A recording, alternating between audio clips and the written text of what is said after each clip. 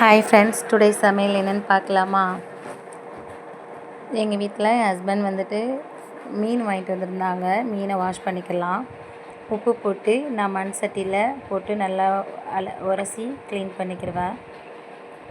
நல்லா இந்த மாதிரி உரசினா தான் அந்த மீனில் உள்ள அழுக்கெல்லாம் வந்துடும். இப்போ நல்லா உரசியாச்சு. நல்லா இந்த மாதிரி 2 கையும் விட்டு நல்லா அலசி எடுத்துக்கலாம். அப்போ தான் நல்லா க்ளீன் ஆகும் மீன். இந்த மாதிரி அலசி பவுலில் மாற்றியாச்சு. கழுவி க்ளீன் பண்ணி எடுத்துகிட்டு வந்தாச்சு. இப்போ சட்டி வச்சுட்டு அடுப்பில் எண்ணெய் ஊற்றிக்கலாம். சோம்பு 1/2 டீஸ்பூன், வெந்தயம் 1/2 டீஸ்பூன் போட்டுக்கலாம். நான் அதை வீடியோவில் காமிக்கல. வெங்காயம் போட்டுக்கலாம். போட்டு லைட்டாக வதக்கி விட்டுட்டு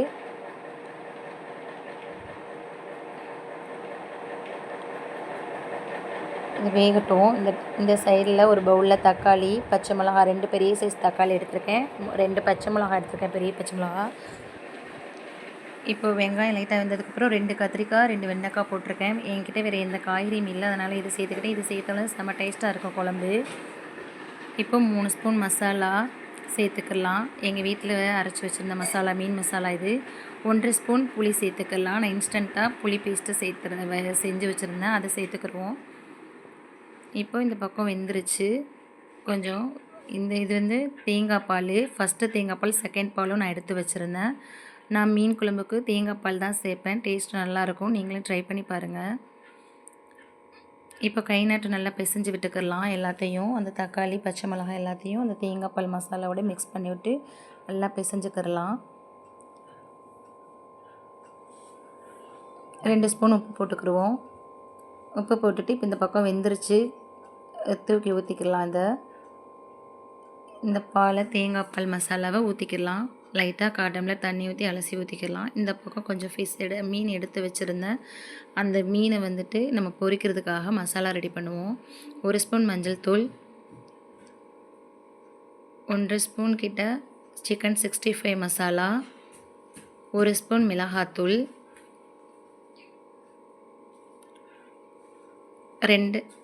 2 ஸ்பூன் கார்ன்ஃப்ளவர் மாவு, 1 ஸ்பூன் இஞ்சி பூண்டு பேஸ்ட்டு போட்டு லைட்டாக தண்ணி தொளித்து நம்ம பிரட்டி வச்சுக்கலாம். நான் இந்த மாதிரி தான் பொரிப்பேன். மீன் செமையாக இருக்கும். இந்த சின்ன மீன்னா நான் மிளகாத்தூளும் குழம்பு மசாலா தூளும் போட்டு பொரிப்பேன், நல்லாயிருக்கும். நல்ல பெரிய மீனாக இருந்தால் இந்த மாதிரி மெத்தடில் பொரித்தா டேஸ்ட்டு சிக்கனை விட டேஸ்ட்டு செமையாக இருக்கும். ட்ரை பண்ணி பாருங்கள் நீங்களும். மூடி வச்சுக்கலாம். இப்போ நல்லா ஊறிடுச்சு மீன். அந்த டைமில் நம்ம மீனை மீனை ஊற வச்சுட்டு நம்ம வாஷிங் மிஷினில் துணி போட்டிருந்தோம், அதை எடுத்து காய போட்டுக்கலாம். அடுத்த ஷிஃப்ட்டு துணி போட்டு விட்றேன் மிஷினில். அந்த குழம்பு கொதிக்கிறதுக்குள்ளேயும் நம்ம இந்த வேலையை பார்த்துக்குருவோம்.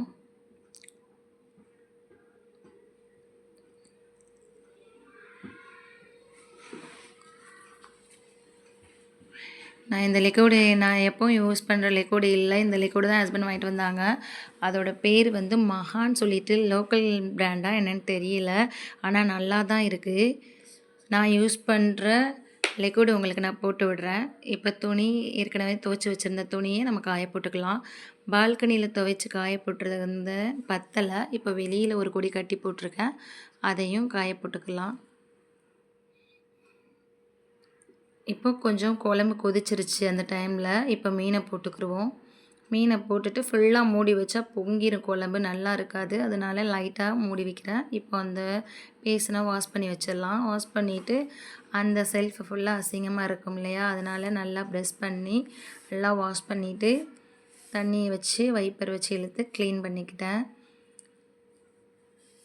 அப்போ தான் நம்ம அடுத்த சமையல் பண்ண வரும்போது நல்லாயிருக்கும் கிச்சனை பார்க்குறதுக்கு நீட்டாக.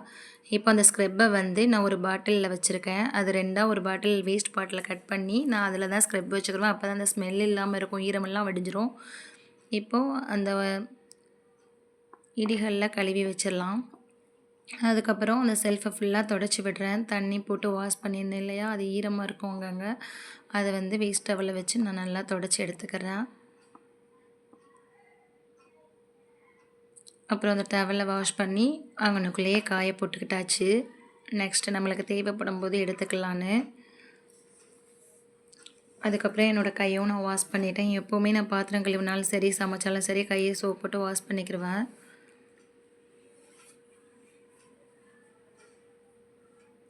இப்போ குழம்பு ரெடி ஆயிடுச்சான்னு பார்த்தேன். கொஞ்சம் லைட்டாக இன்னும் கொதிக்கணும்.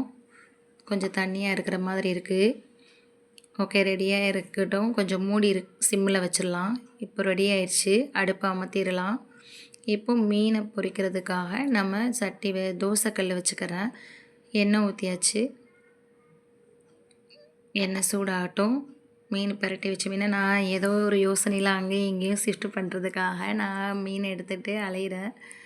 ஓகே, இப்போ எண்ணெய் சூடாயிடுச்சு. மீனை போடலாம். நான் இந்த தோசைக்கல்லில் சப்பாத்தி மீன் மட்டும் ஃப்ரை பண்ணுவேன். இன்னொரு தோசைக்கல் வச்சுருக்கேன். அதில் தோசை மட்டும் ஊற்றிக்கிடுவேன். ஏன்னா தோசைக்கல்லில் மீனை பொரிச்சிட்டோம்னா நம்மளுக்கு தோசை வராது. சப்பாத்தி போட்டாலும் தோசை வராது. அதனால் நான் அதுக்குன்னு தனியாகவும் இதுக்கு தனியாகவும் நான் வச்சுருக்கேன். இப்போ நம்ம பெரட்டி விட்டுக்கலாம். ஒன் சைடு லைட்டாக வெந்துருச்சு.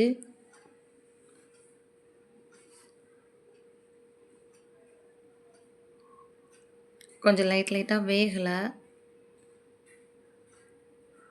இப்போது நல்லா ஃப்ரை பண்ணி எடுத்துக்கிட்டாச்சு. ஒரு பிளேட்டில் எடுத்துக்கலாம்.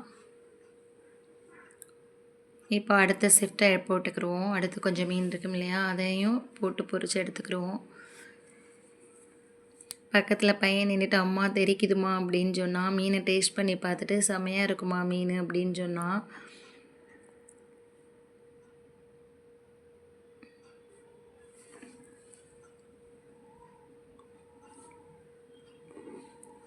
இன்றைக்கி மண்டே பையன் ஸ்கூலுக்கு போகலை. நான் கடைக்கும் போயிட்டு வீட்டு வேலையும் செஞ்சுட்டு டயர்டாக இருந்துச்சு. அடித்து போட்ட மாதிரி தூங்கிட்டேன் நல்லா. 8 மணிக்கெலாம் அவனுக்கு பஸ் வந்துடும். அதனால் கிளப்ப முடியல. 7:50 நான் எந்திரிச்சு பார்க்கும்போது செகண்ட் பையன் மட்டும் 8:30க்கு ஆட்டோ வரும். அவனை மட்டும் அனுப்பியாச்சு. இப்போ இது நம்ம வீட்டில் என்ன சாப்பாடுன்னு பார்த்துலாமா. ஒயிட் ரைஸ், இது மீன் பொரியல் கொஞ்சம் அடுப்பில் கிடக்கு. இது மீன் குழம்பு நேற்று. இது இறால் கிரேவி. ஓகே, பா.